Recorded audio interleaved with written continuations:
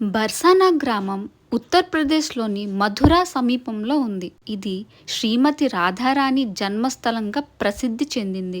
ఇక్కడ శ్రీ రాధారాణి ఆలయం కొండపై ఉంది.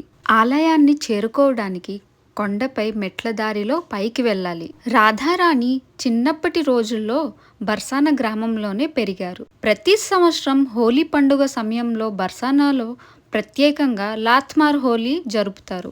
ఇందులో నందగాం నుండి గోవులు వస్తారు. బర్సానా గోపికలు వారిని సరదాగా కర్రలతో కొడతారు. ఇది రాధాకృష్ణుల ప్రేమ కథను హాస్యభరితంగా ప్రతిబింబించే పండుగ.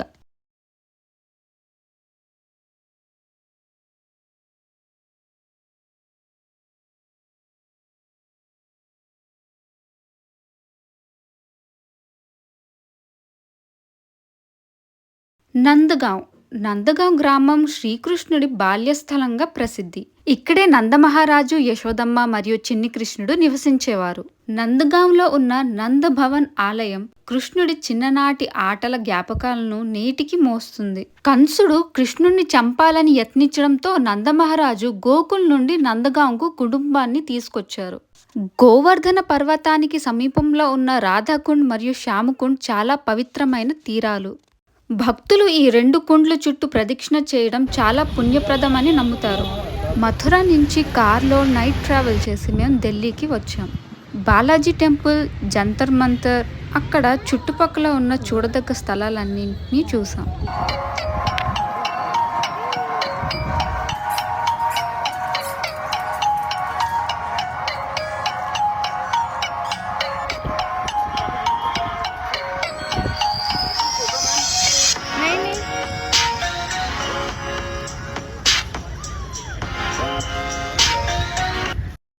కుతుబ్ మినార్ 1193లో కుతుబుద్దీన్ ఐబక్ అనే పాలకుడు నిర్మించడం ప్రారంభించాడు. తరువాత ఆయన వారసుడు ఇల్తుష్మిస్ దీన్ని పూర్తి చేశాడు. ఈ మినార్ సుమారు 73 మీటర్ల ఎత్తు కలిగి ఉంది. ఎర్ర రాతితో అద్భుతంగా నిర్మించబడింది. ఇందులోని గోడలపై ఖురాన్ శ్లోకాలు మరియు అందమైన కళాత్మక శిల్పాలు చెక్కబడ్డాయి.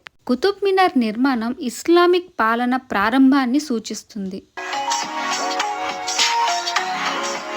చివరిగా మేమందరం సరోజిని మార్కెట్లో మార్కెటింగ్ చేసి అక్కడ మెట్రో రైలు తీసుకొని స్టేషన్కి బయలుదేరాం.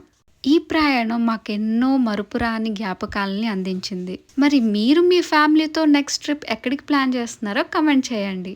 ఈ 10 days trip was so amazing and fantastic. ఇలా మా అందమైన ప్రయాణం ముగిసింది. ఇప్పుడు మనసులో ఎన్నో మధురమైన జ్ఞాపకాలు, నవ్వులు, అనుభవాలతో తిరిగి మా ఇళ్ళకి వెళ్తున్నాం.